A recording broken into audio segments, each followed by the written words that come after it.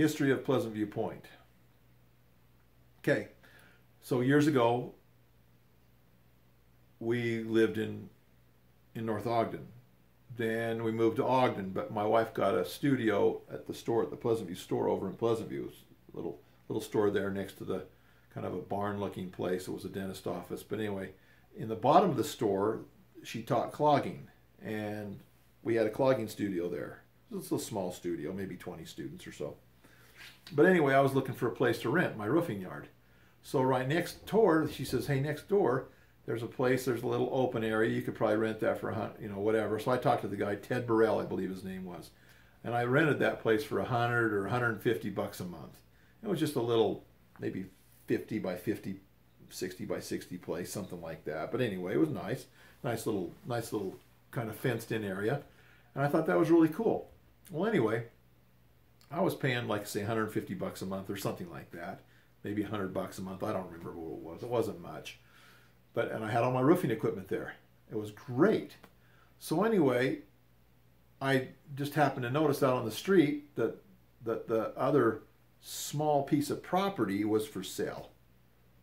And I thought it was just like a little quarter-acre little strip right there between the barn and the dentist office right there. There's a little skinny strip there. I thought, and I'd seen that sign there for a while, and I didn't realize. I talked to the guy. He goes, "Yeah, they're auto repair place is thinking about buying that place for the auto repair company." And I'm like, "Oh, okay." Well, he says, "Yeah, but they don't want it, I guess." I'm like, "Oh, really?" I says, "Well, it's just that little small spot anyway." I says, "How much do they want for that anyway?" He says, "Oh, like $34,000. I'm like, "That's a lot of money for that little half-acre piece." Anyways, no, it's 3.5. It's about 3 acres, because all that backfield is part of that property. I'm like, "Really? Wow." So I went and looked at it. Anyway, right next to my roofing yard, the very next property was for sale for $30,000+. Well, anyway, I went over, I called the lady, "Hey, what's going on? How much do you want for that property?" She says, "Oh, ask my mom. We just got out of the contract with the real estate company because they couldn't sell it. And it had concrete and all kinds of debris and junk and stuff out there. So I made them an offer." And she says, "Well, I'll go talk to my mom." She come back, says, "Yeah, we'll take it." I'm like, "Well, I better ask my wife." And my wife says, "Well, what do you think?" I says, "Well, just X amount of dollars per month, and it wasn't bad, and we could pay it off early if we wanted to."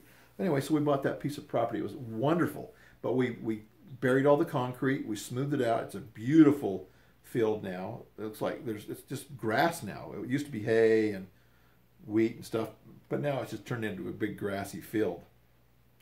But it's beautiful. It's just a gorgeous point. And now they're building a school they just finished a school down below. They build a school right down below it. It's a beautiful view. You can see the Ogden Temple. You can see Salt Lake. It's a gorgeous view. I call it Pleasant View Point. We go out there and sit and we have fires out there. We pull the kids on inner tubes and things like that. It's absolutely wonderful. And one of these days, I think it'd be cool to make it into something different than what it is right now. But right now, that's where I keep my construction stuff from my roofing company and stuff.